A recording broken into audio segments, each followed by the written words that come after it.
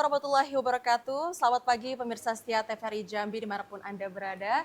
Senang sekali rasanya saya Chandrika Divani dan kali ini saya ditemani oleh rekan saya Don Yusra kembali hadir menjumpai Anda dalam dialog Jambi Bicara. Dan spesial tadi kita telah diiringi oleh musik dari teman-teman dari Kiben. Dan lebih spesialnya lagi adalah hari ini kita akan kembali membahas berbagai isu-isu strategis dan juga progres pembangunan di Provinsi Jambi yang telah berlangsung selama 1 tahun masa pemerintahan pada saat ini. Banyak sekali aspek yang akan kita bahas pada hari ini, mulai dari efisiensi anggaran hingga UMKM yang menjadi salah satu sektor dan juga tulang punggung ekonomi di Provinsi Jambi. Dan kali ini saya tidak sendiri, tapi kita telah kehadiran 3 orang narasumber kita yang luar biasa. Langsung saja kita perkenalkan, kita sapa terlebih dahulu. Yang pertama ada Bapak Dr. Ridwan Syah selaku pengamat ekonomi di Provinsi Jambi. Selamat pagi Pak Ridwan. Selamat pagi Pak. Assalamualaikum warahmatullahi wabarakatuh. Sehat Pak Ridwan? Alhamdulillah. Tadi dari rumah atau dari mana Pak? Masuk ke sini? Dari rumah. Perjalanannya aman Pak? Aman, lancar. Jambi lancar. Ya, baik Cika. Dalam rangka refleksi ini juga Jambi Bicara juga hadir dalam edisi khusus untuk melakukan refleksi. Karena beberapa hari lagi akan terjadi pergantian tahun menjelang tahun 2026 dan bagaimana di Provinsi Jambi juga menarik untuk kita bahas. Maka kita juga menghadirkan dari Bapeda Provinsi Jambi, Ibu Nurjana. Assalamualaikum, selamat pagi Bu Nurjana, apa kabar? Gimana kabarnya Bu? Baik, pemirsa juga telah kami undang ke studio TVRI Jambi untuk membahas sisi-sisi kebijakan. Yang tentu tidak asing lagi pengamat kebijakan publik kita, Bung Rio Yusri Maulana PhD. Assalamualaikum, selamat pagi Bung Rio. Pagi, waalaikumsalam warahmatullahi wabarakatuh. Sehat ya Bung Rio ya? Alhamdulillah sehat. Baik. Jika nanti selama beberapa jam ke depan kita akan berdialog dan juga akan mendiskusikan berkaitan dengan refleksi akhir tahun 2025 dalam rangka menyambut tahun baru 2026. Catatan-catatan penting tentu sangat urgent untuk kita ambil benang merah dan titik pentingnya dalam rangka mempersiapkan diri dalam menghadapi 2026 dan bagaimana kemudian apa yang harus dilakukan pemerintah ke depan dalam menghadapi tahun baru di tengah tantangan-tantangan yang ada saat ini. Dan pemirsa, jangan kemana karena hari kita akan bahas berkaitan dengan refleksi tahun 2025. Cika mungkin saya duluan ya, Cika ya? Boleh, silakan. Baik. Duluan. Saya ke Bung Rio dulu, Bung Rio. Bicara 2025, ya sudah di akhir tahun dan banyak catatan-catatan penting dan peristiwa-peristiwa luar biasa terjadi di Republik ini. Kebijakan nasional yang kemudian diimplementasikan di daerah begitu. Dan salah satu yang menarik adalah di awal tahun menggegerkan segala perencanaan gitu ya dengan Inpres 1 2025. Perintah untuk melakukan efisiensi anggaran. Bagaimana kemudian Anda melihat kebijakan ini? Iya, ya pertama kita menyampaikan dulu duka kita untuk teman-teman korban yang masih dalam suasana duka kita bencana di Sumatera. Tentu kita berdoa semoga semua recovery berjalan baik. Ya. Karena juga pemerintah seluruhnya sekarang fokus untuk melakukan recovery. Jadi salam duka juga buat teman-teman di sana. Ya. Ya, terkait dengan tadi kebijakan efisiensi, saya pikir ini adalah shifting dari pola pemerintahan yang dicoba didekati oleh Presiden Prabowo beserta seluruh administrasi pemerintahannya, bahwa kita mengetahui pengetatan APBN itu dilakukan pertama untuk melancarkan seluruh agenda. Jadi kalau misalnya kita bicara postur keuangan negara dengan asumsi kebijakan yang berubah dari satu periode ke periode lain, maka harus ada penyeimbang kembali gitu ya, mencari keseimbangan baru gitu ya, mencari keseimbangan baru, maka termasuk juga harus kemudian bagaimana kita mengumpulkan sebanyak-banyaknya sumber pemasukan negara untuk kemudian kita bisa gunakan untuk program-program prioritas. Sejatinya tidak ada urgensi yang begitu besar untuk efisiensi sebenarnya gitu ya. Menurut Anda tidak ada urgensi karena kita dalam kondisi ekonomi yang baik, stabil, tapi ini pure adalah political policy gitu ya. Jadi kebijakan berbasis politik karena untuk mendrive kebijakan asal cita tadi, bahwa dengan adanya Danantara, kemudian dengan adanya program prioritas yang men-shifting dari infrastruktur ke pangan misalnya begitu, maka harus ada keseimbangan baru. Nah, saya pikir itu yang kemudian coba didekati oleh pemerintahan Presiden Prabowo. Tentu tentu ya bahwa ini berimplikasi terhadap multi level governance, pemerintah provinsi, pemerintah kabupaten kota, karena bagaimanapun keterikatan sumber pembiayaan di level pemerintahan lokal itu tetap bergantung dengan APBN misalnya seperti itu. Nah ini mungkin yang beberapa variabel yang saya pikir menjadi gagap sampai hari ini mungkin harus diperbaiki. Contoh yang pertama adalah bagaimana kita menafsirkan komunikasi politik yang baik terkait dengan transfer anggaran begitu kan, karena semua pemerintah provinsi, kabupaten kota, baik instansi vertikal seperti kita di kampus juga kan dalam kapasitas berani nggak berani tarik ulur. Kenapa? Karena memang tidak ada line of communication yang clear, karena ya wajar karena di awal pemerintahan. Itu yang pertama. Yang kedua, bahwa hari ini kemudian kita survive dengan kondisi ekonomi yang tidak drop begitu dalam, nanti Bang Ridwan mungkin akan bisa sampaikan. Itu juga satu anugerah gitu ya, bahwa sekarang kita melihat bahwa terjadi pembiasaan-pembiasaan baru dengan program-program baru itu. Artinya apa? Memang yang diinginkan sudah cukup berjalan dengan baik, bahwa ada pengetatan di sana sini untuk kemudian menekan belanja-belanja konsumtif, itu juga sudah dilakukan. Tapi saya pikir ini tadi untuk menstimulus standar baru lah, bahwa sekarang Presiden Prabowo ingin mengatakan bahwa I have the power gitu ya, kita punya power, sekarang jangan kemudian kita pakai cara lama lah, kita harus gunakan dengan perspektif baru. Mungkin pertanyaan, mungkin singkat pertanyaan dan jawabannya Bung Rio sebelum ke narasumber lain. Kalau kita bicara multiplier effect, dengan efisiensi ini lebih memberikan dampak yang lebih meluas atau justru tidak sebenarnya? Saya pikir tidak secara signifikan, harus kita akui itu, bahwa hari ini misal ekonomi kita tertekan karena APBN kita tidak bergulir itu ya, itu hebatnya kita karena punya postur menengahnya cukup besar gitu, karena kita mungkin tidak terlalu tidak terlalu terdampak terhadap ekonomi mikro gitu ya, dengan masyarakat yang bawah karena stimulus jalan terus.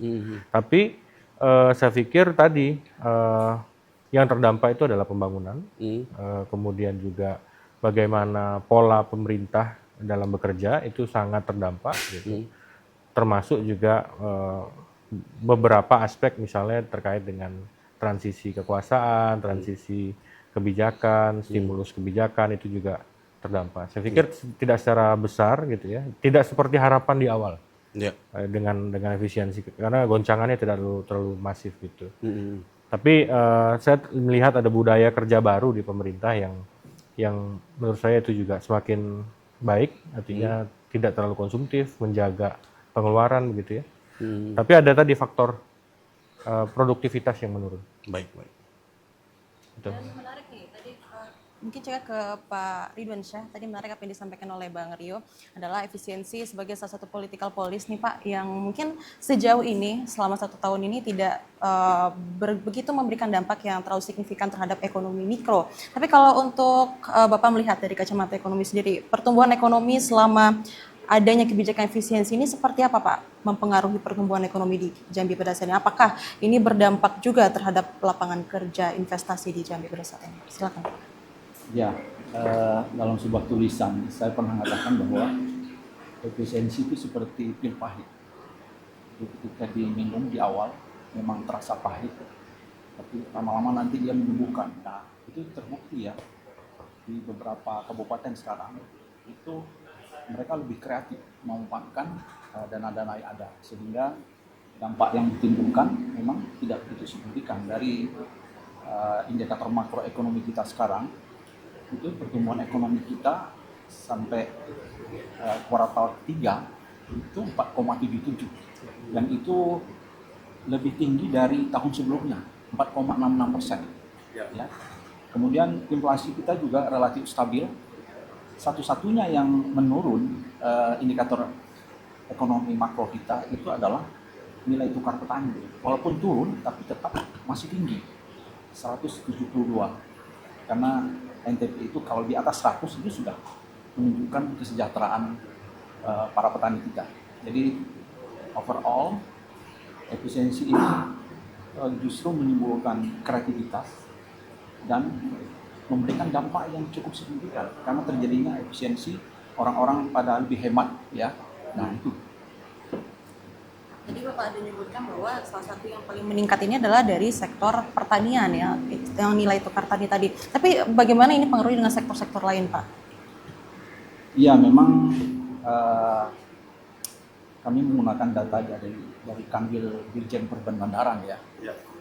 Itu sekarang yang terkontraksi itu adalah dari lapangan usaha, dari lapangan usaha ekonomi kita. Itu yang menunjukkan minus itu adalah konstruksi, ya, konstruksi. Itu berarti apa? Konstruksi itu sebenarnya cerminan dari pembangunan infrastruktur kita. Jadi memang dia terdampak negatif. Nah, kita kalau ingin melihat dampak lebih lanjut ini memerlukan beberapa tahun kemudian. Kemudian dari sisi pengeluaran kita lihat pembentukan modal bruto juga mengalami penurunan. Nah, itu kenapa? Karena memang ada proses efisiensi anggaran ya yang dikeluarkan oleh kebijakan waktu itu Impres ya, nomor 1 2025. Ya, baik. Kalau untuk di Jambi juga Bu Nurjana ya, bicara RPJM kan juga baru ditetapkan. Belum lama setelah RPJMD-nya ditetapkan muncul Impres. Nah, bagaimana kemudian upaya pemerintah Provinsi Jambi kemudian untuk memix and match-kan dua hal ini? Apakah masih bisa berjalan sesuai skema, Bu Nurjana? Sebetulnya kalau dikaitkan dengan Impres 1, Iya. Impresnya keluar duluan baru dari Iya. RPJMD ditetapkan, karena memang Impres di Januari dan kita menetapkan. Bagus. Tapi sebetulnya kalau data 2025 efisiensi ini kan tadi disampaikan oleh Pak Adi juga itu sipil ya. Kita memindahkan yang tadinya belanja seperti perjalanan dinas dan lain sebagainya ke belanja yang mungkin dalam tanda kutip lebih gitu ya. Jadi perubahan pun dari misalnya di APBD murni dan APBD perubahan di Pemprov Jambi itu tidak terkait dengan sebetulnya tidak terkait dengan efisiensi, tapi lebih ke memang dana transfer pemerintah pusat yang sedikit turun di 2025 ya, kita bicara 2025. Kalau 26 bukan sedikit lagi turunnya, memang lumayan gitu ya. Iya, signifikan sekali. Jadi kalau di 2025 sendiri itu lebih kita memindahkan belanja-belanja yang memang diarahkan untuk diefisiensi dan dipindahkan ke belanja lainnya. Jadi yang paling berubah belanja itu adalah strukturnya di belanja barang dan jasa, yang dia memang mengalami penurunan. Belanja lain kita pertahankan, dihubungkan dengan penurunan transfer tadi. Nah kemudian kalau bicara RPJMD kita memang malah sedikit khawatirnya untuk di tahun depan sebetulnya. Karena kebijakan transfer pusat yang signifikan sekali turun itu justru ketika akhir tahun yang pada saat nyusun kita agak optimis ya, karena memang RPJMD sendiri seluruh Indonesia memang mulai dari RPJP yang lalu sifatnya banyak imperatif dari pusat. Jadi misalnya saja dengan pertumbuhan ekonomi, karena pusat Pak Prabowo kan menargetkan 8%, kita Provinsi Jambi itu juga ditarget 7% sebetulnya, tapi itu di 2029 nanti. Nah tadi kalau bicara 2025, tadi sudah disampaikan juga oleh Pak Ridwan Syah, alhamdulillah sebetulnya kita menargetkan pertumbuhan ekonomi itu kan di range 4,8 sampai dengan 5,22. Kalau sampai dengan triwulan lalu kita sudah 4,78 kalau di data BPS, itu artinya dengan nanti di triwulan ini, biasanya kan triwulan 4 itu progresnya agak lumayan dan dibandingkan triwulan yang lain. Mudah-mudahan ini bisa tercapai, mungkin 4,9 pun bisa ya Pak ya, masih on the track gitu. Mudah-mudahan juga revisi anggaran juga tidak merepotkan penyelenggara anggaran juga, karena revisi juga kadang mepet. Jika mungkin kita break iklan dulu karena kita akan masuk ke segmen berikutnya, tentu dengan tema yang juga lebih menarik. Pemirsa jangan kemana-mana karena kami akan kembali setelah pesan-pesan berikut ini.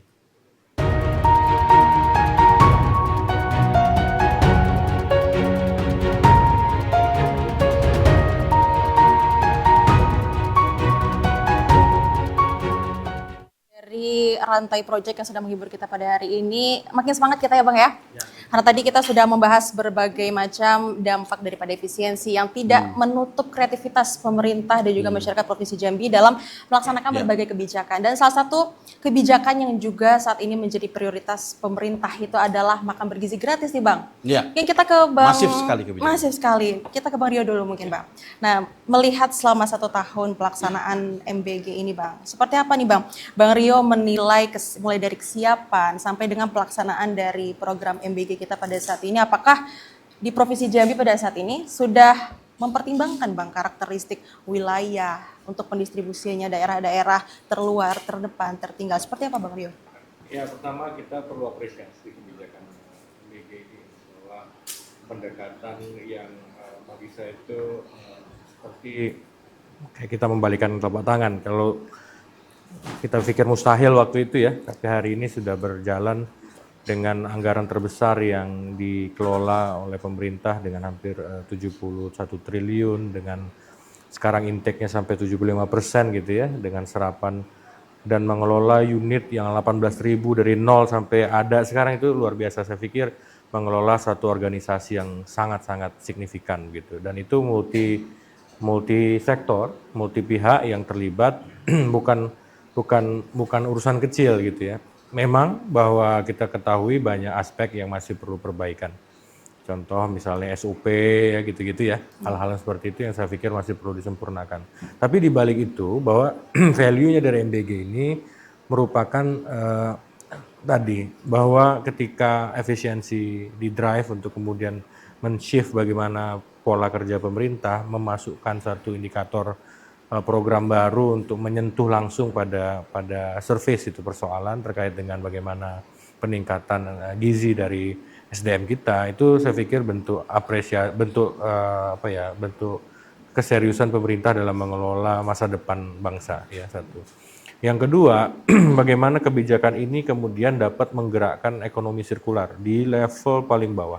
Artinya menjaga stabilitas pangan pada level tertentu dan menggerakkan begitu banyak rupiah pada level mikro gitu, pada level terendah. Dan saya pikir ini adalah hal yang hampir mustahil kalau kita berpikir bahwa ini hanya urusan pemerintah pusat. Maka ketika dibantu dengan luar biasa oleh pemerintah daerah, juga TNI Polri begitu ya, untuk menyiapkan seluruh infrastruktur pangannya terutama, itu bagi saya nilai positifnya lebih di situ. Lebih bagaimana kita ternyata tadi kalau dari aspek pemerintahan itu menggerakkan seluruh multi level untuk menyasar pada satu niat baik, niat mulia ini gitu. Nah, memang aspek misalnya temuan kayak di Sulawesi ya, kaitannya dengan adanya SPPG itu dikelola oleh satu vendor saja dan seterusnya, itu terjadi dan kita harus akui. Misalnya juga ada keracunan makanan di berbagai tempat, itu terkait dengan SOP pengawasan, kita akui. Tapi juga saya pikir untuk tahun pertama dengan skala besar itu luar biasa ya, luar biasa baik dan kita harus apresiasi. Memang akan terus ada bahwa tadi kaitannya dengan pemerataan, bahwa kalau kita pikir apakah perlu yang di kota ya misalnya sama levelnya dengan yang di daerah dengan daerah terluar. Contohnya kalau kita di Provinsi Jambi di Tanjab Timur, Tanjab Barat, mungkin yang daerah sulit akses untuk kemudian ke sekolahnya juga perlu didorong bagaimana anggarannya lebih besar ke sana nantinya, seperti itu. Nah, itu memang harus jadi perhatian dan itu harus kita dorong bersama-sama. Tapi trennya saya pikir baik ya, Bang Doni, Pak Ridwan mungkin bisa kasih tambahan bahwa trennya sangat baik, bahwa ini niat mulia yang positif dan kita harus jaga bersama-sama agar tadi pengawasan pada level sipilnya itu harus ditingkatkan. Bahwa keterlibatan kampus misalnya gitu ya, keterlibatan masyarakat pada level bawah, jangan sampai SPBG ini nanti menjadi unit elit baru gitu yang nggak bisa disentuh oleh masyarakat secara langsung, karena nanti ya udah kami instansi pusat ya nggak bisa diapa-apain, padahal sebenarnya ada peran orang tua di situ, ada peran masyarakat langsung di situ. Jadi multiplier efeknya ada, tapi yang perlu diimbangi dengan tadi pengawasan langsung oleh masyarakat untuk menyempurnakan terus program. Ya. Ada beberapa catatan penting juga berkaitan dengan MBG ini. Yang pertama adalah beban APBN, saya tidak tahu istilahnya apakah ini sebuah beban atau tidak bagi keuangan negara dan keuangan daerah. Dan yang kedua adalah berkaitan dengan keberlanjutan sebuah program tentunya. sejauh mana kemudian program ini akan berjangka panjang atau hanya menjadi kebijakan-kebijakan yang bersifat temporer saja. Nah, kalau berkaitan dengan hal tersebut, Bang Ridwan, mungkin apa yang bisa Anda tanggapi, terutama juga mungkin dikaitkan juga dengan sejauh mana kemudian program MBG ini berpengaruh terhadap peningkatan ekonomi masyarakat? Iya, jadi kita pahami dulu, ya kan, kita menerima dulu MBG ini bahwa itu adalah program yang baik ya. Dari studi yang dilakukan UNDP itu kita sedih juga ya, ternyata IQ rata-rata orang Indonesia itu antara 76 sampai 80. Dan itu kita kalah dengan Vietnam, Filipina ya, dan mereka sudah banyak yang di atas 100. Nah, intervensinya apa? Ya memang harus dinaikkan gizinya, terutama pemberian protein ya di komposisi makanan adik-adik kita dan juga kepada ibu-ibu hamil. Jadi statistiknya ibu hamil itu per tahun itu 4 juta orang yang hamil kan, dan itu harus diintervensi. Nah, MBG ini program yang baik sekali dengan dan itu sudah disiapkan oleh tim Pak Prabowo jauh-jauh hari. Jadi yakinlah ini program yang bagus itu. Nah, sekarang kan nggak ada lagi berita-berita bad news-nya. Iya. Ya. Terlihat sampai makin ke sini mulai menghilang ini. Tapi nggak tahu apa faktor juga beberapa berita-berita lain yang juga bermunculan, Bang. Bukan. Jadi, misalnya berkaitan dengan misalnya proses hukum terhadap pejabat negara, bencana juga yang terjadi, dan itu juga mungkin menarik berkaitan dengan rantai pasok juga dengan bencana apakah berpengaruh begitu? Ya, saya lanjutkan. Jadi bad news itu akan redam ya kalau good news-nya naik gitu. Jadi good news sudah mulai naik sekarang, ya kan? Dan itu banyak sekali testimoni dari kepala sekolah misalnya. Wah, murid kami senang sekali makan MBG sekarang gitu kan, pada antusias gitu kan. Nah itu, jadi sudah bagus sekarang ya. Nah kaitannya dengan penyediaan makan ini harus kita antisipasi. Jadi untuk Provinsi Jambi ini, kalau kita lihat ya, inflasi kita kan 3,56%. Dan itu di atas rata-rata nasional, sekitar 2%, ya kan. Nah ini sebenarnya harus segera diantisipasi. Salah satu penyebabnya adalah ternyata supplier bahan pangan kita itu dari luar, terutama dari Sumatera Barat. Nah ketika saudara kita di sana itu mengalami bencana, otomatis kan supply mereka juga terganggu dan pasti mereka lebih dulu ya, memprioritaskan ya kan. Nah oleh sebab itu banyak beberapa kepala daerah sekarang yang ketar-ketir ya untuk tahun depan ini bagaimana penyediaan bahan pangan ini, terutama telur, ikan dan daging ayam. Itu untuk seputaran Sumatera atau menyeluruh? Ini Provinsi Jambi aja. Oh, kita bicara Jambi ya? Iya. Jadi memang ke depan Bu Nur, kita harus merespon ini, ya kan? Jadi kita harus mendorong UMKM ya untuk membangun atau berinvestasi, terutama di peternakan ayam. Cuman peternakan ayam ini sangat tergantung sama pakan. Jadi 75% komponen biaya produksi ternak ayam itu ada di pakan. Oleh sebab itu kita juga harus mendorong berdirinya investasi manufaktur untuk pakan ayam.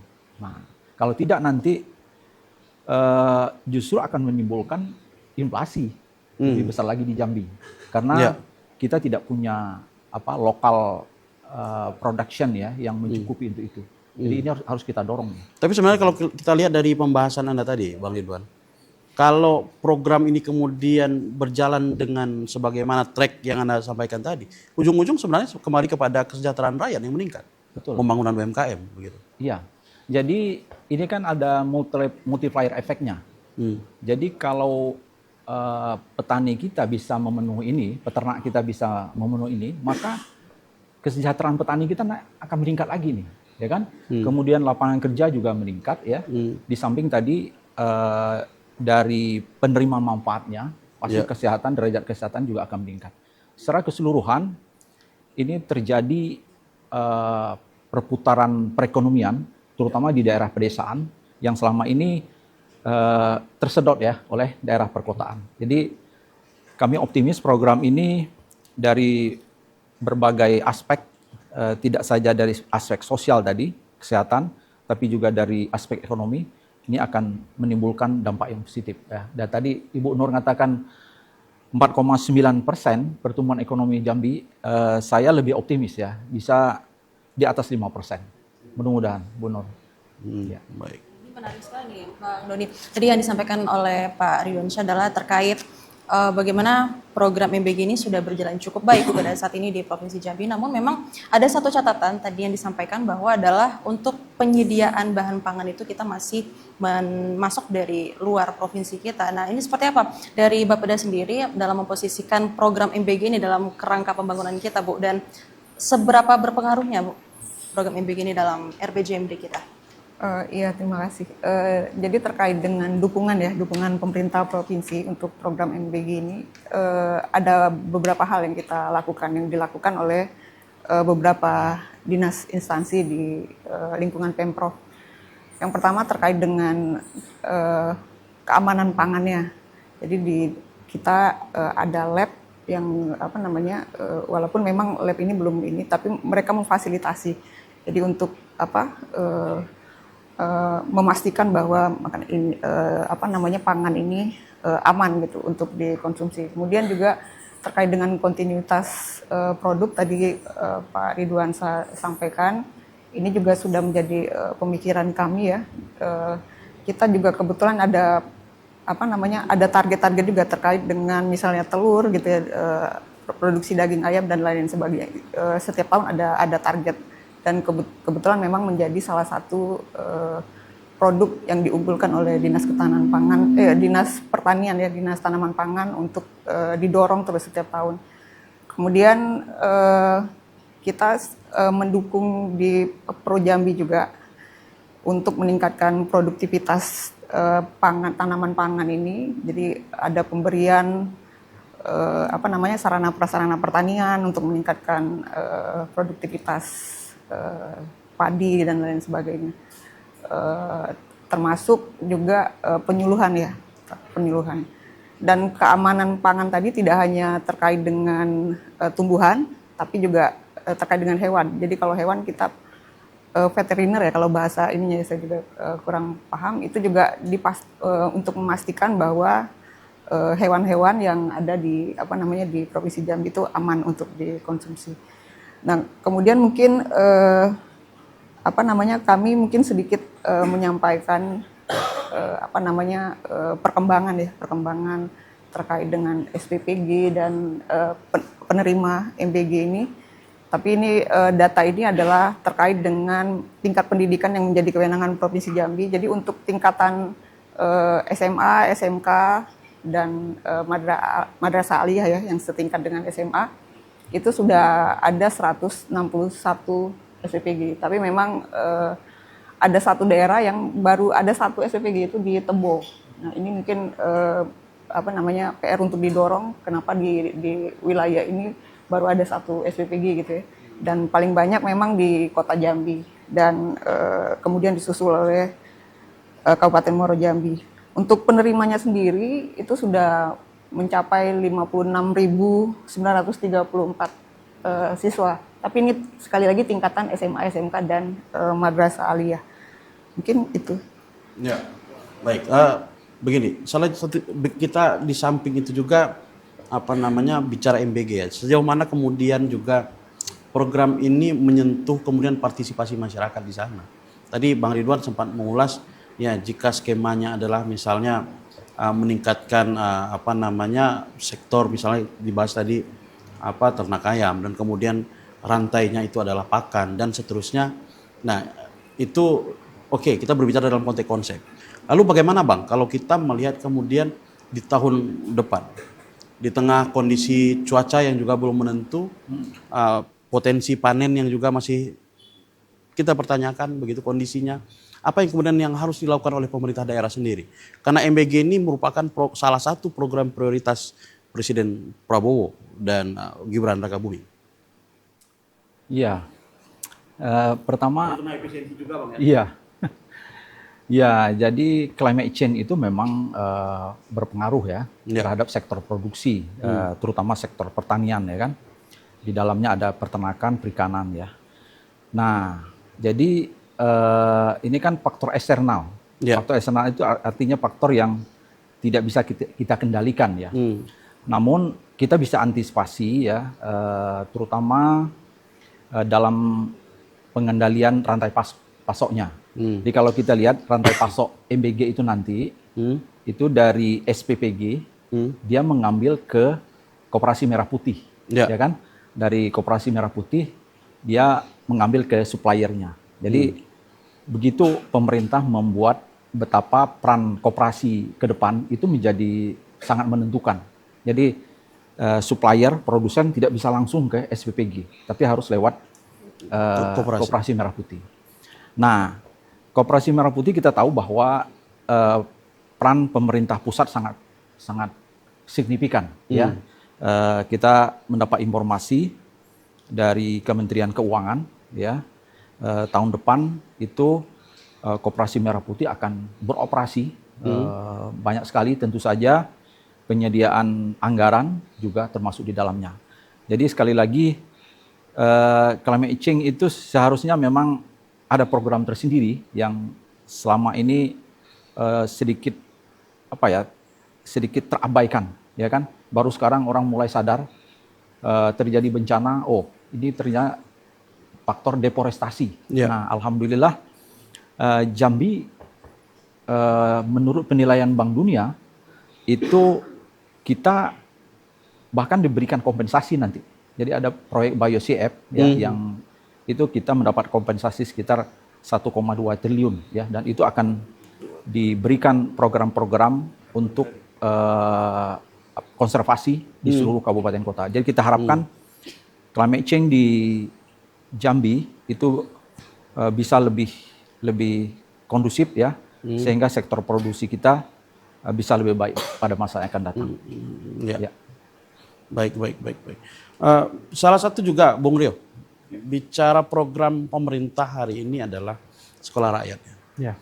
Dengan ada kemudian pandangan yang seperti ini mengatakan bahwa sebenarnya kalau dalam pola-pola pendidikan hari ini sebenarnya secara infrastruktur jangkauan sebenarnya sudah oke begitu ya.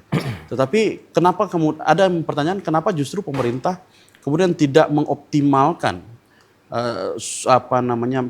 potensi pendidikan yang telah ada ini, justru kemudian melahirkan program sekolah rakyat ini sendiri.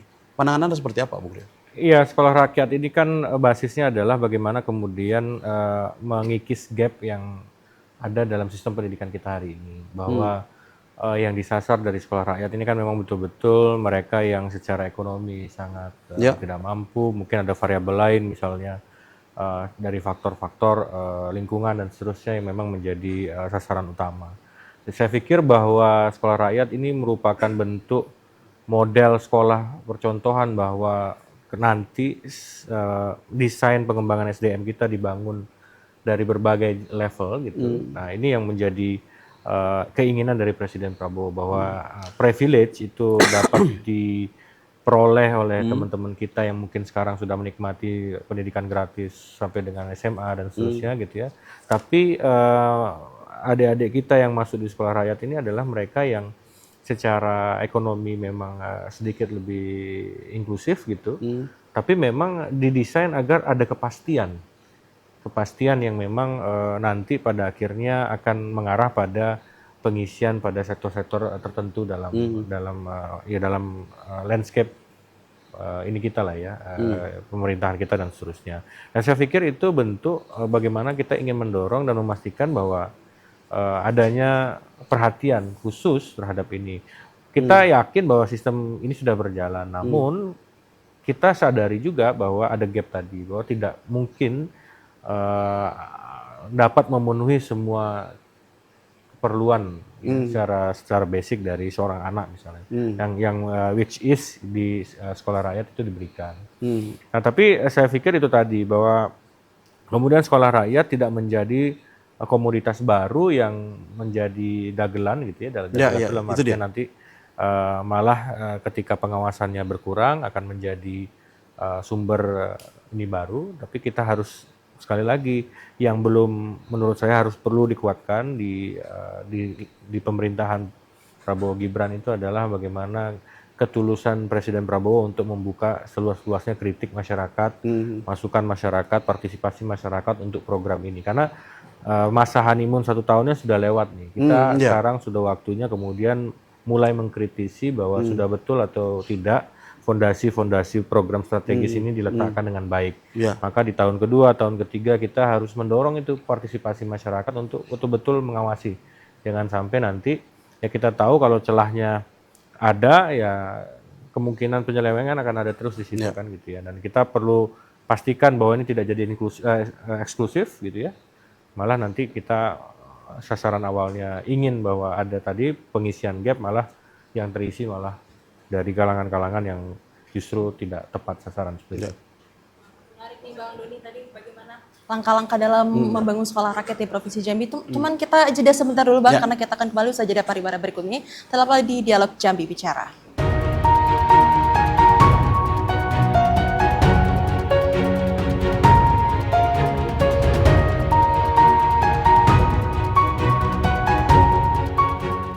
Pemirsa, Anda masih di Dialog Jambi Bicara dan kita masih akan membahas berbagai tema kita, refleksi 1 tahun pemerintahan di Provinsi Jambi. Dan tadi menarik nih Bang Doni, tadi kita sudah membahas dari berbagai aspek, mulai dari meningkatkan derajat kesehatan, pendidikan, dan juga yang paling terpenting adalah terkait inklusivitas ekonomi daerah. Nah itu kita pasti membahasnya koperasi desa dan kelurahan Merah Putih. Ini kita ke Pak Ridwan Syah dulu nih Pak. Sejauh ini selama 1 tahun berjalan koperasi desa Merah Putih, di mana sekitar ada target 1.500 koperasi di Jambi yang tersebar pada saat ini. Seperti apa Bapak melihat pelaksanaannya sejauh ini dan apa Pak sekiranya strategi yang harus dimiliki nih oleh Pemprov Jambi dalam mengembangkan Kopdes ini Pak?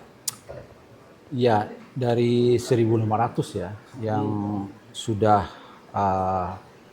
ada titik lah, ada lahannya, itu sebanyak 726 titik sudah siap untuk dibangun, ya kan? Nah, berdasarkan Perpres 17 tahun 2025, itu nanti setiap koperasi itu mendapatkan dana more and less 3 miliar, ya kan? Dan itu adalah afirmasi action sebetulnya, ya kan? Karena apa? Karena keinginan Pak Prabowo, ya, ingin menegakkan konstitusi kita bahwa koperasi itu menjadi soko guru perekonomian kita yang selama ini ya kita tahu bahwa dikendalikan oleh pemodal, ya. Jadi sebagai ilustrasi begini, ketika misalnya MBG membutuhkan telur misalnya, nah itu ternyata sekarang kita tidak bisa mendapatkan telur sebanyak yang kita inginkan, ya kan? Karena itu sudah dikendalikan oleh ada grup besar, diantaranya Popam, ya, ada Samsung dan seterusnya itu. Jadi sekarang bahkan banyak kandang-kandang mitra itu yang kosong, coba, ya kan? Jadi mereka perlu DOC, anak bibit ayam, ya, tapi tidak bisa membelinya. Karena apa? Karena pihak perusahaan itu sudah menghitung kan supply dan demand-nya, sehingga itu dipertahankan dengan supply seperti itu. Nah, begitulah cara-cara pemodal, ya, bagaimana mereka mengendalikan supply sehingga harga bisa dikendalikan oleh mereka. Nah, melalui Koperasi Merah Putih ini, ya kan, diharapkan supply itu sudah secara perlahan-lahan nanti sudah bisa mandiri, ya. Mereka bisa memasok di lokal mereka, bisa memasok di SPPG, sehingga harga justru kita harapkan nanti makin lama makin menurun, tidak seperti sekarang. Nah, itulah sebabnya posisi Koperasi Merah Putih menjadi sangat penting, ya, terutama dalam mendukung program MBG ini ke depan. Itu Mbak Cika. Baik, apakah ini mengancam eksistensi dari perusahaan-perusahaan yang sebelumnya sudah dimiliki oleh warga, Pak? Seperti apa Pak mapping yang seharusnya dilakukan? Sebetulnya setiap kabupaten itu paling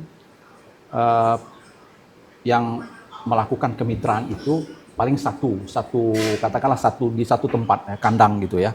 Jadi peluang untuk ruang untuk melakukan bisnis ini masih terbuka. Jadi kalau Koperasi Merah Putih misalnya nanti, ya kan kita tahu bahwa baru-baru ini penempatan dana dari pemerintah, dari Kementerian Keuangan di Himbara plus BSI, itu salah satunya itu juga dialokasikan nanti untuk Koperasi Merah Putih. Jadi kita optimis justru dengan adanya penguatan afirmasi action untuk Koperasi Merah Putih ini justru membuat perekonomian kita jauh lebih masif lagi, ya kan? Yang selama ini kita terjebak di yang disebut dengan low and middle income countries, ya, kita insya Allah bisa keluar dari situ, ya, bisa keluar dari 5%, seperti keinginan Pak Prabowo itu tahun depan bisa 6%, kemudian tahun berikutnya 7%, memang targetnya memang 8%. Jadi Koperasi Merah Putih ini menurut kami ini adalah mesin baru bagi pertumbuhan ekonomi Indonesia termasuk Jambi nanti. Terima kasih. Baik. Sebenarnya sebelum ke Bu Nurjanah nih Cika, ada sebenarnya yang sedikit menggantung nih, perlu ke Bang Ridwan kayaknya. Bicara silva, tadi kita di awal efisiensi kayaknya tarikannya kembali ke pangkal nih Bang. Silva dan efisiensi. Nah, efisiensi anggaran dengan silva yang kita belum tahu nih sejauh mana angka silva di Provinsi Jambi dan kita kaitkan dengan efisiensi sendiri. Seperti apa kemudian Abang melihat ini? Mungkin singkat saja Bang. Ya, silpa kita memang menjadi perhatian ya. Jadi bukan berarti silpa tinggi itu bagus, tidak ya. Itu berarti kita spending kita kurang digas ya, gitu ya. Atau perencanaan yang tidak matang? Enggak, kita ada masalah. Ada masalah waktu itu anggaran kita diblokir, baru dibuka di 3 bulan pertama ya? Kuartal ketiga dan 4 ini ya. Jadi kesempatan para OPD kita untuk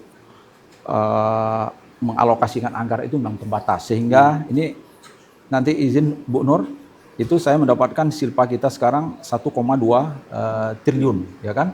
Pada anggaran kita itu 4,5 triliun. Jadi mudah-mudahan kita masih ada sekitar ya 2 minggu lagi. Ya. Biasanya kurang 2 minggu ini sudah Bang. Biasanya ini awal Desember dulu 1,2, ya kan? Sekarang tentu gaspol ini, ya kan? Transaksi ngebut ini, ya. Kita harapkan sekarang baru realisasi keuangan kita itu 72,57%. Walaupun ya kan? Sebenarnya sudah di atas ini ya.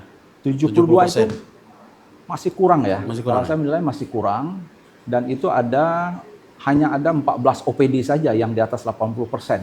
Selebihnya masih di bawah 80%, termasuk misalnya OPD-OPD yang selama ini menjadi katakanlah pengalokasi dana terbesar seperti PUPR itu masih di bawah 80%. Nah, kita harapkan menjadi ini tuh. Kita harapkan ini waktu yang tersisa silpa kita bisa lebih menurun ya, dan itu berarti penyerapan dana kita akan semakin gencar. Baik. Kaitannya ini Bu Nur. Artinya kan sebenarnya APBD kita juga kita tidak bicara dalam konteks besar ataupun kecil.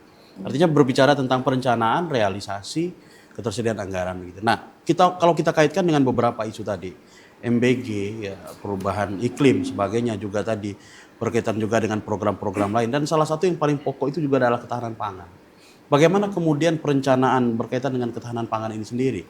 Karena kondisi tadi disampaikan juga oleh Bang Ridwan, ternyata dalam MBG ini kita juga masih masih bergantung dengan wilayah-wilayah lain. Kemudian untuk pasokan kebutuhan MBG itu bicara MBG. Belum kita berbicara kebutuhan bahan pokok dapur masyarakat kita. Nah, bagaimana kemudian berkaitan dengan itu? Di saat juga koordinasi pemerintah provinsi dengan kabupaten kota. Iya, baik. Terima kasih. Memang kalau terkait dengan ketahanan pangan, tadi sebetulnya sedikit sudah kami sampaikan juga. Kita terus mengusahakan agar produktivitas tanaman pangan ini meningkat, termasuk juga hewan ya. Untuk konsumsi daging. selain itu, memang untuk memenuhi kebutuhan kita punya kerjasama daerah sebetulnya. Jadi tadi salah satunya dengan Sumatera Barat, tapi kita juga ada kerjasama dengan Riau dan lain sebagainya. Ini dalam kerangka memang pengendalian inflasi sebetulnya. Tapi ini juga ada kaitannya dengan ketahanan pangan. Jadi kita juga punya cadangan pangan ya, cadangan pangan pemerintah dan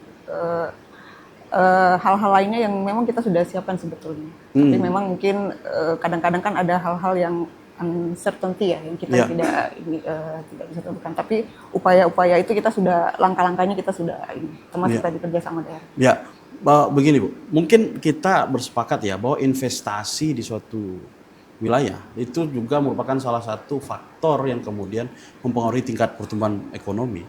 Tetapi kalau kita kaitkan juga dengan ketahanan pangan, bagaimana kemudian perencanaan pemerintah Provinsi Jambi sendiri untuk melakukan penyeimbangan ini antara pencadangan lahan untuk pertanian dan juga untuk investasi, agar maksudnya itu bagaimana kemudian investasi ini juga berimbang dengan hal-hal lain seperti itu.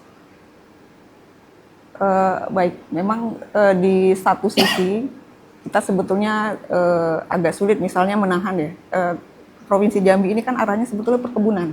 Iya, perkebunan dan beberapa waktu berkembang ke tambang begitu.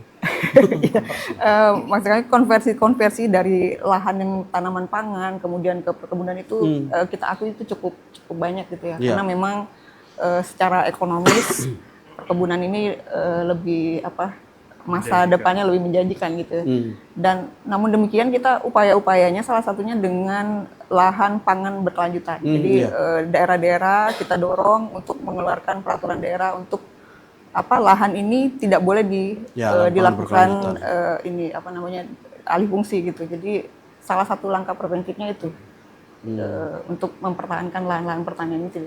Nah kemudian kita juga berterima kasih dengan program pemerintah pusat ya dalam rangka ketahanan pangan ini.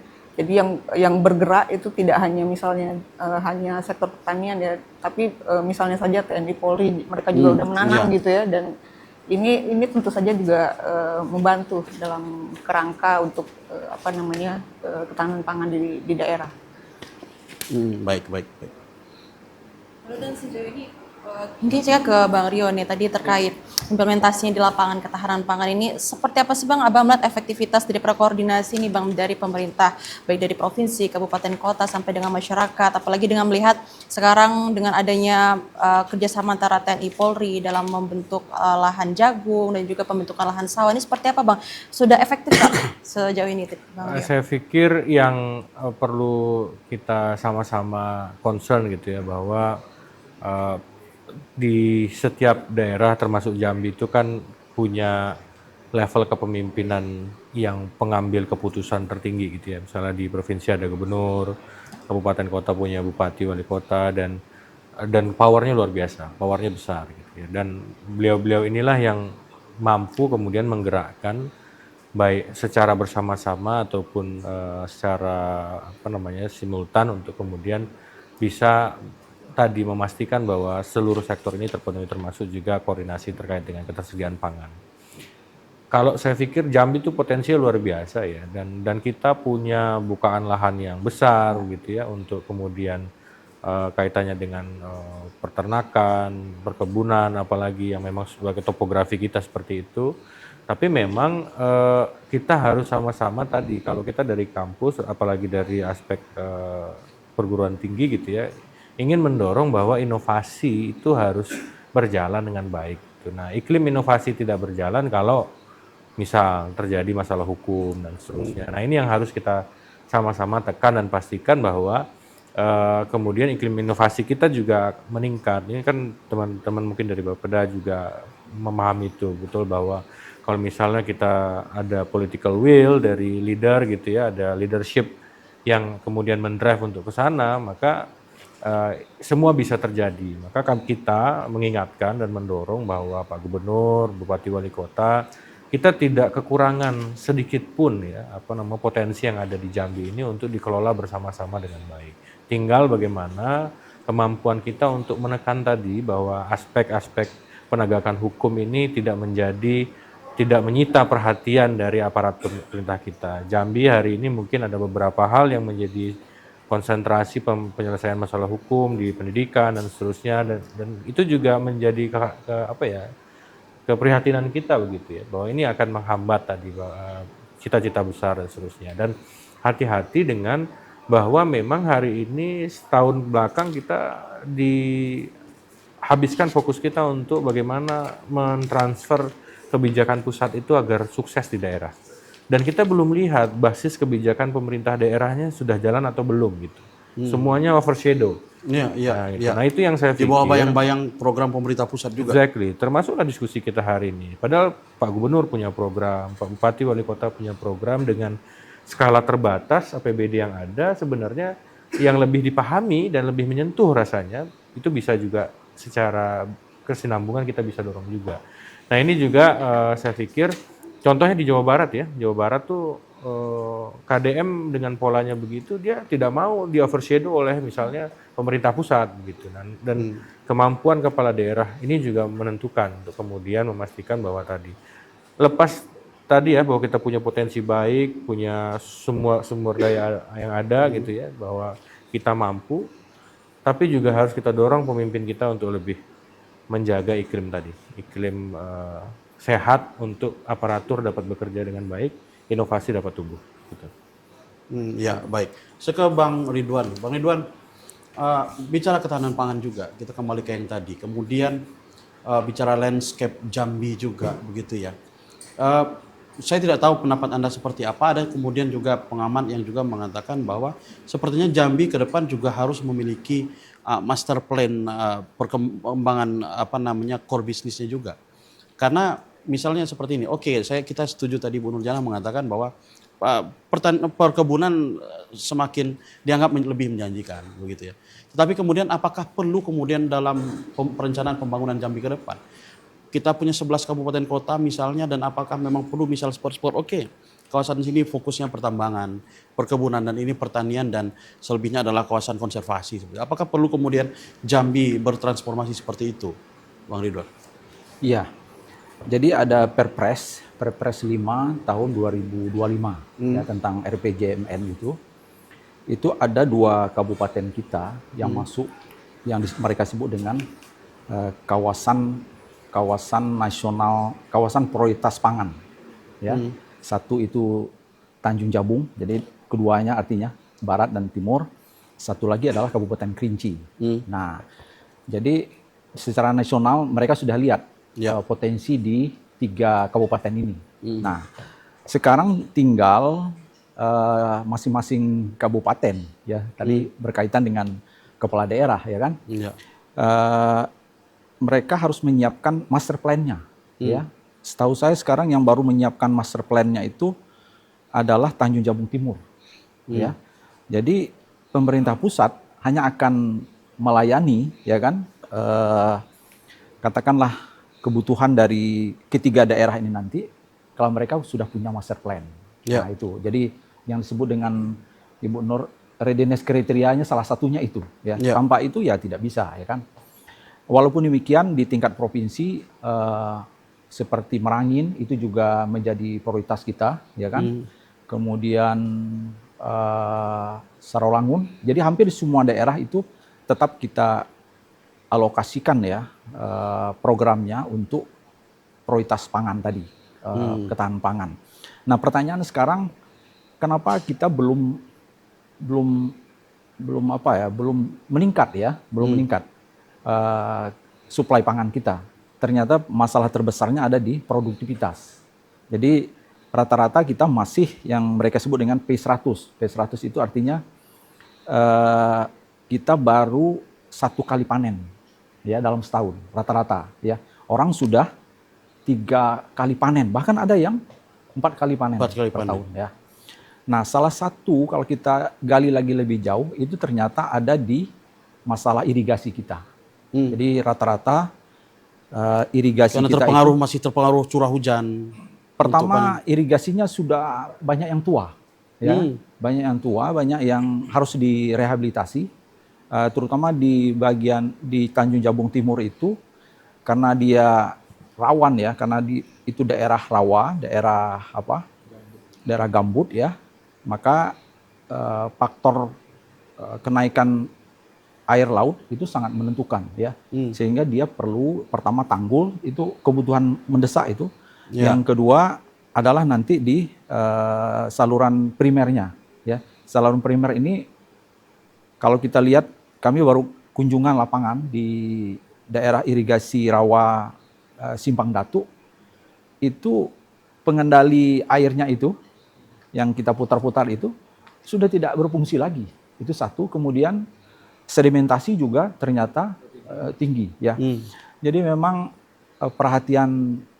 Jadi saya setuju dengan dari pemerintah pusat ya. Sekarang dibalik pendekatan pembangunannya dari lapangan ke kantor, ya kan? Karena ternyata persoalan itu ada di lapangan. Sehingga baru kita desain di kantor nanti perencanaannya. Ya. Jadi ke depan kalau kita ingin serius ya untuk menggarap sektor pangan ini, tidak ada cara lain ya, kita memang harus menaikkan produktivitas, dan itu ada di faktor utamanya ada di irigasi kita.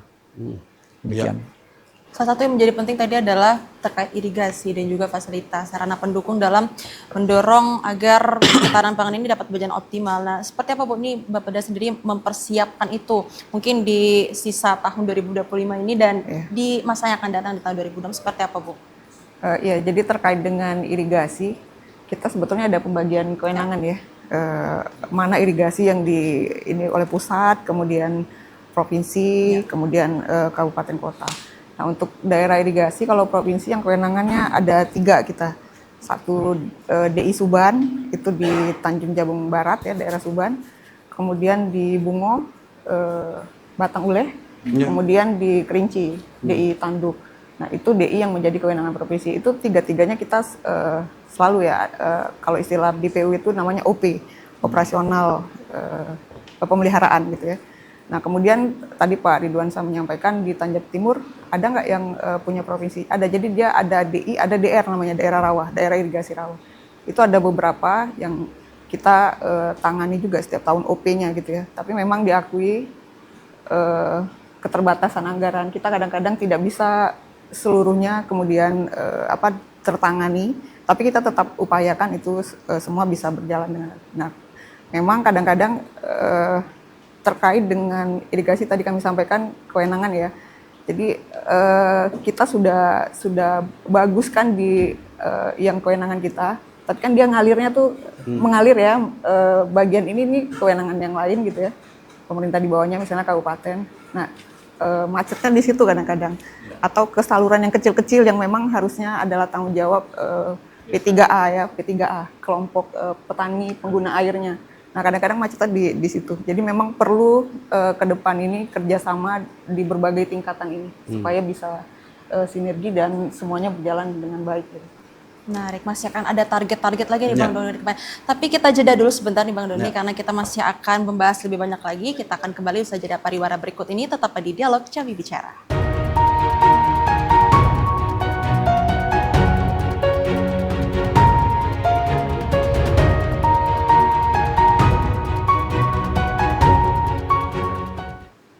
Pemirsa, Anda masih di Dialog Jambi Bicara dan kita akan lanjutkan kembali pembahasan kita yang menarik tadi.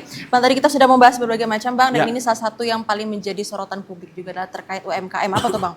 Nah, kalau bicara UMKM tentu bicara sejauh mana pertumbuhan UMKM. Gitu ya. Di Jambi khususnya Gen Z yang hari ini juga bagaimana kemudian UMKM ini kemudian menyisir generasi-generasi hari ini, ketertarikan dan kemudian pertumbuhannya. Nah, berkaitan dengan hal tersebut, Bu Nurjana, dalam sepanjang medio 2025, sejauh mana kaitan juga sebenarnya ada kaitan sih dengan segmen-segmen kita sebelumnya. Sejauh mana kemudian pertumbuhan UMKM di Provinsi Jambi sendiri, Bu Nurjana? Iya, baik.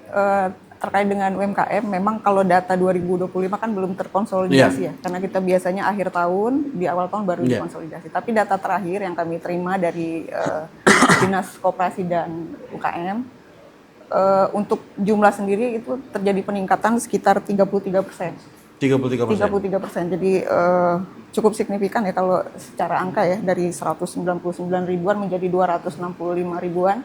Dan ini juga ada kaitannya sebetulnya dengan program pemerintah provinsi juga. Kita punya bantuan permodalan terhadap UMKM ini yang kalau sebelumnya di Dumisake itu menyasarnya kepada banyak ke emak-emak gitu ya, dan sekarang diperluas untuk seluruhnya. Bahkan tadi disampaikan Genzi kita juga sentuh itu gitu. Nah, jadi tidak hanya pertumbuhan UMKM-nya, tapi juga ada perkembangan serapan tenaga kerja yang cukup baik ya. Jadi kalau di data dari Dinas UMKM itu sekitar 51% meningkatnya. Peningkatannya 51%? Iya, dari 373.000 sekian gitu ya tenaga kerja yang diserap oleh UMKM itu menjadi 565 ribuan gitu. Jadi cukup membantu untuk pengurangan angka pengangguran gitu ya. Termasuk aset juga meningkat 57% gitu. Jadi artinya memang UMKM ini tidak hanya terbentuk ya. Kalau kita cuma bicara berkembangan, kadang cuma membentuk, habis itu tidak ada ininya. Ternyata aset mereka juga meningkat 57%, termasuk omset juga meningkat 13%. Gitu. Nah, stimulus pemerintah sendiri, Bu Nurjati, tentu ini juga tidak bisa lepas dari stimulus yang dilakukan pemerintah. Tadi Anda mengatakan ya, satu, pertumbuhan butuh stimulus. Yang kedua adalah keberlangsungan, juga tentu butuh stimulus juga. Ya, betul. Bagaimana stimulus dari pemerintah sendiri hari ini? Itu tadi kami memberikan bantuan permodalan, kemudian juga ada pelatihan-pelatihan yang kita berikan ya. Jadi tidak hanya terkait bagaimana mereka mengelola, tapi juga terkait dengan manajemennya. Karena kadang-kadang kan bukan terkait dengan spesifikasi keahlian, tapi manajemen mereka dalam mengelola UMKM. Itu kita juga keuangan. Iya betul. Nah, itu kita lakukan juga itu. Jadi pemerintah provinsi kita berusaha komprehensif ya mengelola ini gitu.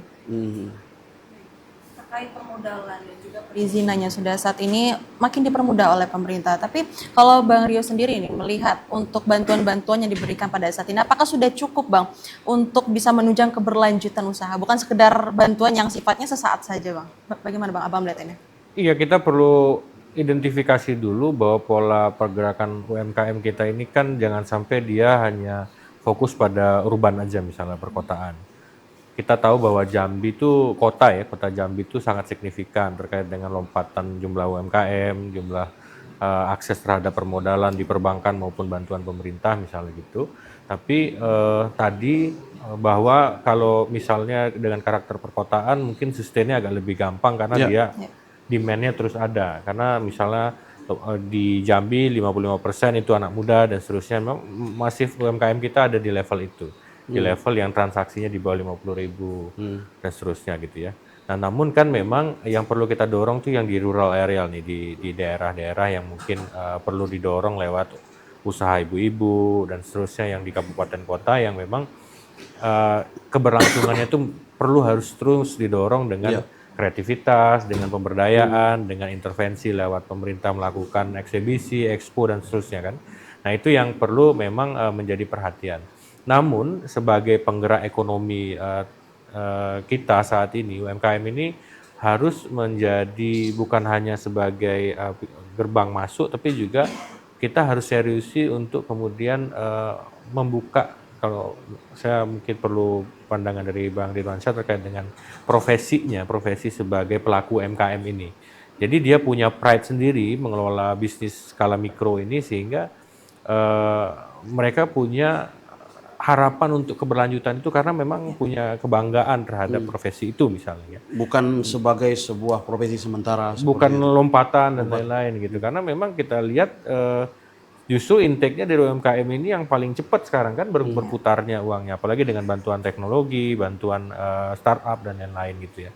Nah, pemerintah sebenarnya dimudahkan dengan adanya silang teknologi ini kan, dibantu dengan platform, dibantu dengan banyaknya ruang transaksi dengan QRIS, itu juga kan mendorong itu sebenarnya. Tapi sekali lagi kalau polanya kita ingin mendorong tadi keseimbangan antara rural dan urban area ini, nah memang yang perlu kita bantu terutama pemerintah provinsi mungkin di kabupaten kota nih yang memang akses terhadap UMKM-nya itu terbatas untuk pasar dan seterusnya gitu ya. Nah, itu yang mungkin catatan dari kita. Ya, baik. Nah, bicara UMKM juga dan pertumbuhan ekonomi. Sebenarnya dominan tidak sih Bang Ridwan peningkatan dan pertumbuhan UMKM terhadap pertumbuhan ekonomi itu sebenarnya? Iya, sangat dominan. ya kan? Jadi lebih dari 90% itu ekonomi kita itu justru peran UMKM penting sekali ya. Tadi menyambung pertanyaan Bang Rio ya. Jadi kalau kita lihat statistiknya itu ada yang disebut dengan apa? Food and beverage, ya kan? Itu ternyata sebesar 33%. 33%. Jadi UMKM kita ini banyak di food and beverage, ya kan? Dan itu sebenarnya diisi oleh anak-anak muda, ya kan? Jadi itu juga tergolong dalam ekonomi kreatif sekarang ya. Jadi kami melihat bahwa di beberapa, bukan hanya di kota Jambi, itu kalau kita pergi ke kota Bangko, itu ada satu kawasan sekarang itu memang diperuntukkan untuk food and beverage. Jadi kafe-kafe udah mulai tumbuh ya, dan itu juga cerminan sebenarnya kan. Salah satu indikator dari melihat perekonomian suatu daerah itu kegiatan pada malam hari, ya kan?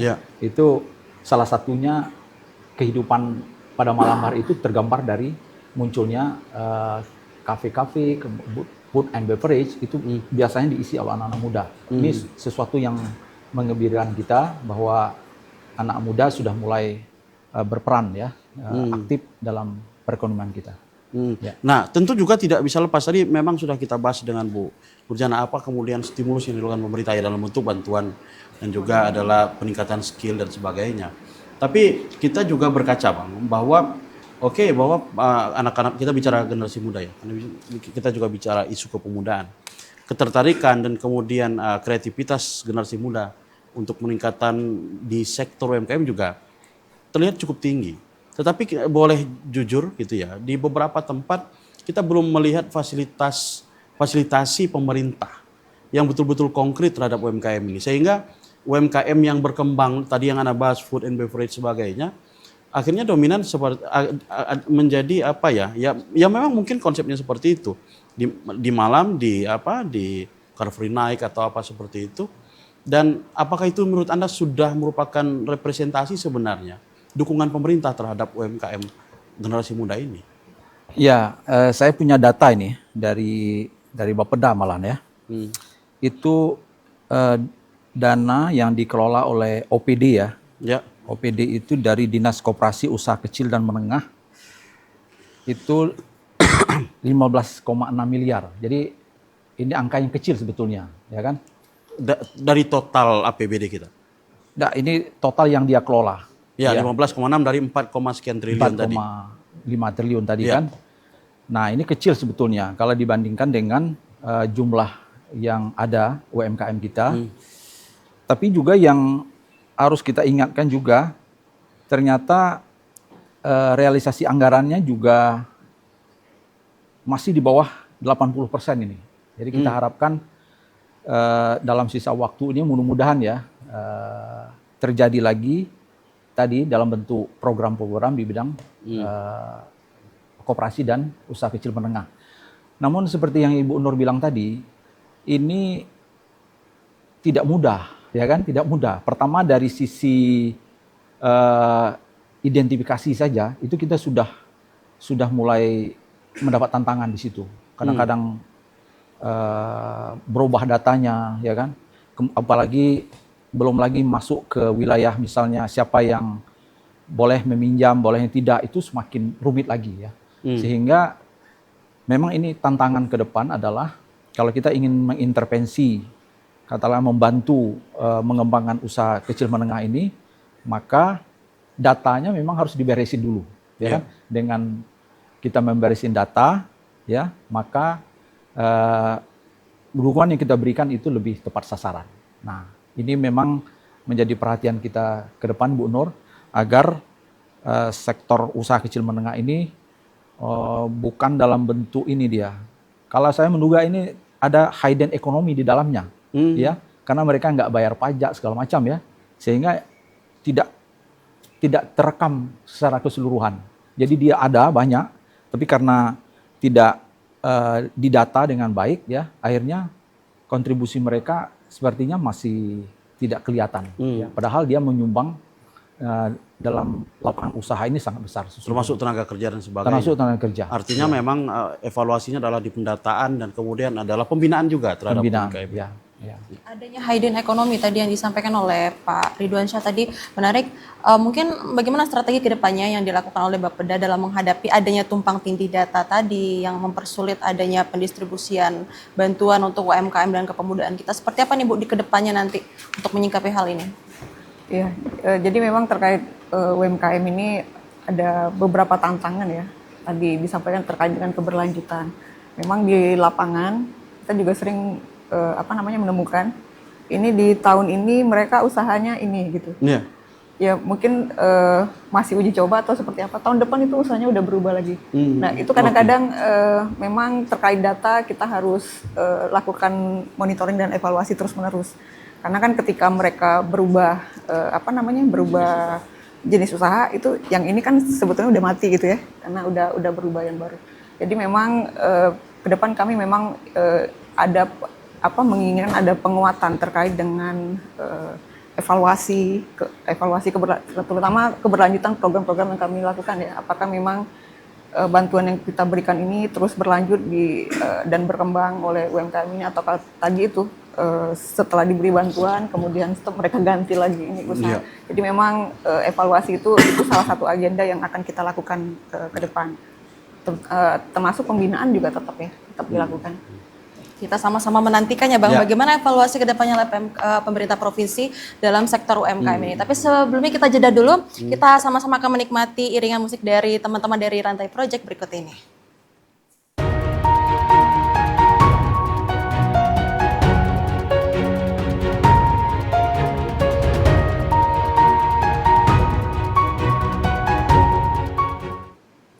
Baik pemirsa, kita kembali lagi dalam program Jambi Bicara edisi khusus refleksi akhir tahun 2025 dalam mencapai beberapa kebijakan yang kemudian diselenggarakan di tingkat pusat dan kemudian diimplementasikan di tingkat daerah. Dan tentu jika hal ini penting sekali kemudian dan tanpa terasa kita telah sampai di penghujung acara kita hari ini Cika.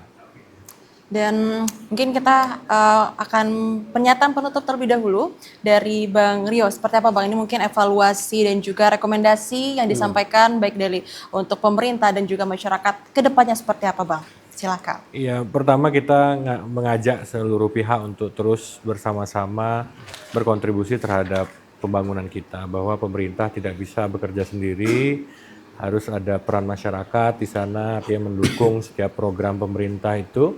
Manfaatkan setiap kesempatan yang diberikan kayak tadi UMKM, kemudian juga seluruh lini bahwa masyarakat itu bisa terlibat dalam prosesnya, bahwa ke depan kita perlu gotong royong untuk semangat yang sama yang disampaikan oleh Presiden Prabowo juga lewat program-program yang berbasis kerakyatan itu adalah bentuk bahwa kita harus bareng-bareng gitu ya, turun tangan untuk kemudian membantu pemerintah. Itu yang pertama. Yang kedua adalah kita harus juga mengingatkan, selain berpartisipasi kita juga harus terus mengingatkan pemerintah agar terus on track gitu ya, bahwa saat ini peran masyarakat untuk terus mengkritisi, memberi masukan itu terbuka, jangan cuma kencang di media sosial tapi juga harus lewat channel-channel yang baik gitu ya, untuk kemudian memberikan kritik. Karena apa? Karena kalau misalnya kita tidak bersuara, kita pasif, tentu akan ada kecenderungan untuk penyalahgunaan kewenangan. Dan yang terakhir mungkin adalah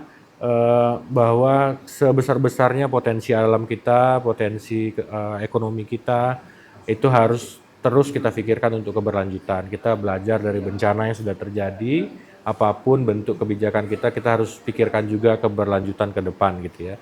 Dan kita saat ini tidak ingin kehilangan makin besar luasan wilayah kita yang rusak akibat dari deforestasi dan seterusnya. Itu akan merugikan kita di masa mendatang, maka kita harus sama-sama menyadari bahwa kita harus tetap menyisakan masa depan untuk nanti yang meneruskan kita di depannya. Mungkin partisipasi dan kesadaran masyarakat yang harus terus ditingkatkan. Ya, mungkin betul. kita lanjut ke Pak Ridwan, seperti apa Pak nih agar kebijakan-kebijakan dan juga tindakan-tindakan yang akan dilakukan oleh pemerintah ini betul-betul dapat memberikan dampak ekonomi yang baik bagi masyarakat. Silakan Pak Ridwan. Ya, pertama Provinsi Jambi itu sudah membuktikan ya bahwa dengan efisiensi anggaran kita tetap survive, tetap bahkan pertumbuhan ekonomi kita dibanding year on year tahun yang lalu itu kita naik, ya kan, dari 4,66 jadi 4,77. Jadi Bu Nur bilang 4,78 malahan ya. Nah, itu berarti kita punya daya tahan ya di internal kita. Nah, tinggal lagi sekarang kita mencoba untuk meningkatkan produktivitas kita. Satu yang harus kita ingat itu satu adalah pangan kita ya. Pangan kita harus kita intervensi, terutama tadi di bidang sektor produksi kita itu perikanan, ya, kemudian peternakan, kemudian juga tanaman pangan kita, terutama beras ya. Nah, ini menjadi PR kita untuk tahun 2026 ya, terutama yang berkaitan dengan pembangunan irigasi misalnya ya. Kemudian juga kita harus punya satu di Jambi, kalau bisa kita undang investor untuk bisa mendirikan industri pakan ternak ya, karena ini apa ya, hulu dari seluruh produksi yang akan kita wujudkan. Tanpa itu maka kita tetap dikendalikan ya oleh orang dari luar gitu. Nah, sehingga daya tahan ekonomi kita semakin kuat ya ke depannya. Kita optimis ya, tahun 2026 akan menatap lebih cerah lagi. Demikian. Catatannya adalah optimis. Optimis. Nah, bagaimana kemudian optimisme pemerintah Provinsi Jambi, Bu Nurjana? Baik, pemerintah provinsi selaku wakil pemerintah pusat di daerah, tentu saja kami akan terus mendukung program-program pemerintah pusat dan salah satunya nanti terkait dengan bagaimana memonitoring kemudian mengevaluasi, termasuk memberikan dukungan terhadap program tersebut. Jadi tidak hanya memonitoring evaluasi, tapi juga pemerintah provinsi punya program-program yang mendukung secara langsung terhadap program pemerintah pusat tersebut. Dan tugas kami sebetulnya adalah memastikan bahwa dukungan tersebut masuk di dalam perencanaan. Jadi bukan hanya di pemerintah provinsi, tapi juga kabupaten kota provinsi Jambi, karena kami juga fasilitasi kabupaten kota begitu. Kemudian tidak hanya memastikan bahwa dukungan itu ada di dokumen perencanaan, tapi implementasinya juga baik di lapangan. Dan sinergi ini harus dibangun. Tadi sudah disampaikan oleh Pak Rio, tidak hanya oleh pemerintah, kami juga berharap masyarakat bisa mendukung itu. Jadi silakan memberikan masukan-masukan bagaimana penyempurnaan program ini agar ke depan apa yang kita harapkan itu bisa didapat gitu ya. Dan kemudian kami juga ingin kita semua membangun optimisme yang sama gitu ya, membentuk daerah ini jadi daerah yang kondusif gitu, tidak ada gesekan-gesekan, sehingga walaupun keterbatasan kita ada, tapi dengan potensi kemudian daerah yang kondusif, kita yakin kita bisa bangun daerah ini dan kemudian pada akhirnya untuk membangun Indonesia. Ya, baik. Tidak terasa Cika, 2 jam hampir kita bersamai. Kemudian penonton hari ini dalam berbicara tentang refleksi akhir tahun 2025, dan ada beberapa catatan penting sebenarnya adalah bahwa kita optimis dengan 2026 yang baik. Pemerintah punya perencanaan yang baik, khususnya pemerintah Provinsi Jambi. Tentu optimisme ini tadi ada beberapa kata kunci yang kemudian harus kita highlight. Yang pertama adalah ini bukan tugas pemerintah saja, tetapi merupakan tugas kolektif kita bersama, dan kemudian bagaimana partisipasi masyarakat juga sangat penting dalam membersamai, mendukung dan bahkan mengkritisi kebijakan. Dan juga lebih penting daripada itu adalah bagaimana kemudian optimisme ini juga didukung dengan kondusivitas. Bagaimana Jambi yang kondusif, aman, dan tentu tertib juga menjadi harapan kita bersama. Seperti itu, Cik. Ya, demikian dialog Jambi Bicara pada hari ini pemirsa. Semoga apa yang disampaikan kali ini bisa memberikan wawasan juga manfaat bagi kita semua. Dan ini dia persembahan dari Rantai Project. Dan wassalamualaikum warahmatullahi wabarakatuh. Sampai jumpa.